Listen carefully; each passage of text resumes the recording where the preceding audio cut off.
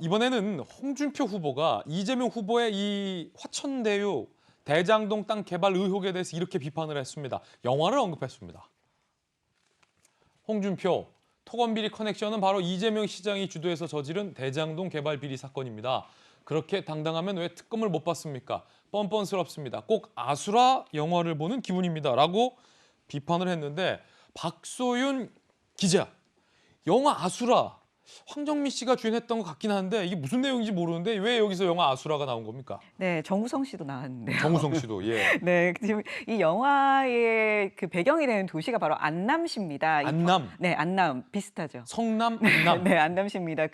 이 도시의 배경이 경기도에 있는 한 도시 이렇게까지 나와요. 그래요? 경기도에 네. 있는 안남. 네, 그렇습니다. 여기가 바로 그 부동산 개발, 신도시처럼 개발을 하겠다라는 목표를 가지고 있는 시인데 이 시의 시장이 바로 황정민 씨입니다. 황정민 씨가 악덕 시장으로 나와요. 자, 이거 영화 내용이에요. 네, 영화 내용입니다. 악덕 시장으로 나오고 죄송합니다. 안남시를 개발하기 위해서 이제 각종 비리를 저지르기 시작합니다. 그 여기에 안남시장이. 네, 안남시장이 그다음에 건설 회사, 조포, 뭐 정치인 다 붙어가지고 같이 비자금을 형성하는 그런 내용이 이 줄을 이루는 그런 내용이거든요. 거기에 배신과 배반 이런 것들이 얽혀지면서 좀 잔인했던 기억이 나는 영화인데 그 영화를 아수라 영화인데 이걸 아마 홍준표 전 그 대표가 이렇게 부각을 시킨 거는 아마 이게 역시 부동산 비리 사건 아니냐 이런 거를 좀 부각을 시키기 위해서 이 영화를 좀 가져다 와서 인용한 게 아닌가 싶습니다. 자, 요거는 이제 홍준표 후보의 생각이에요.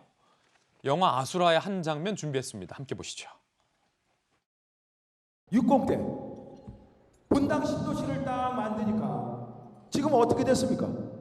지금은 천당 위에 분당 아닙니까?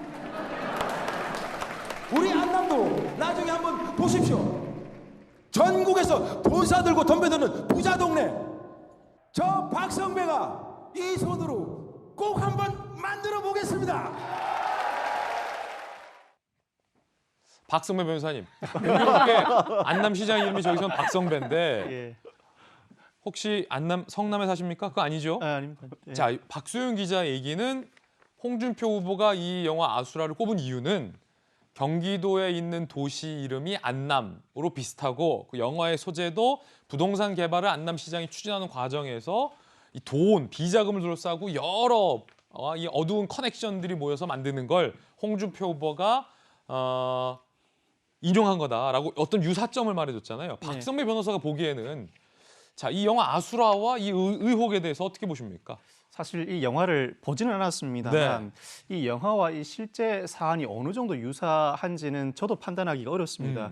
실제 이 사건의 경우에는 각종 의혹 보도가 제기되고 있습니다만 이 후보와 이 사업 자체 실제 연관성에 대해서는 뚜렷한 증거가 확보되지 않은 상황입니다. 각종 의혹이 쏟아지지만 수사를 촉구하는 입장에서는 수사기관이 왜 이렇게 수사에 지지부진한 모습을 보일까 답답해하는 반면 수사기관 입장에서도 사실 의혹이 쏟아지지만 연결고리가 발견되지 않는 이상은 섣불리 수사에 나서지 못하고 있는 모양새 같습니다. 이제는 어느 정도 시간이 무르익었습니다. 1주 정도가 소요된 상황입니다. 상당한 의혹들이 제기되고 있고 이 의혹들을 일목요연하게 정리해서 문제 제기를 하는 측에서 일정한 의혹이 제기될 만한 사정이다. 그 연결고리는 외부에 있는 제3자가 발견하기 어려우므로 수사기관이 수사를 통해서 실체관계를 규명해달라는 어느 정도의 근거를 확보해 제시할 만한 단계가 아닌가 싶고 이 사안에 대해서는 수사기관도 각종 논란이 크게 불거지고 있는 만큼 일정한 수사를 개시해야 할 상황에 이르렀다고 평가할 수 있을 것 같습니다. 영화의 관련성은 아직까지 판단하기 어렵습니다. 그렇죠. 수사 결과를 좀 봐야 판단할 수 있겠다라는 말씀이에요. 그런가 하면 이재명 후보 측은 이런 홍준표 후보를 향해서 무야홍이 아니라 연산군의 연산홍이다라고 반박했습니다.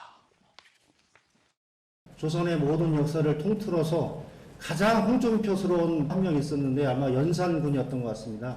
야당의 홍준표 후보를 빗대서 무야홍이라고 했는데 아마 이번 주부터는 연산홍으로 불러주시는 게 아마 가장 적절하지 않을까.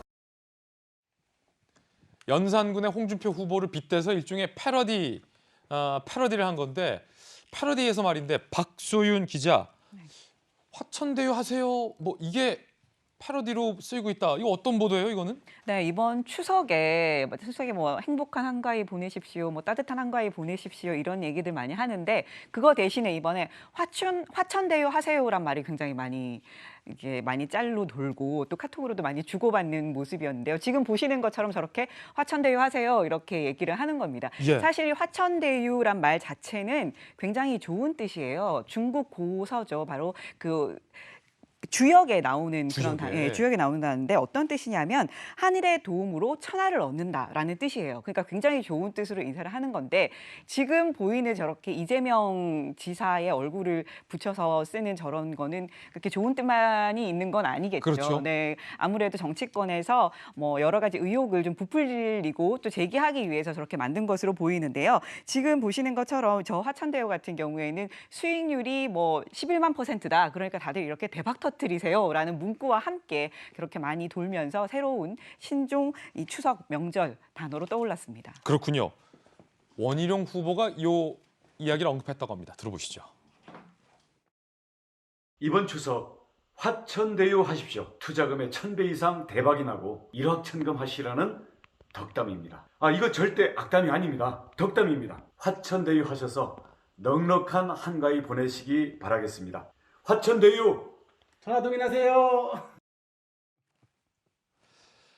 자, 요 논란은 민주당 내부에서 더욱더 치열해지고 있습니다.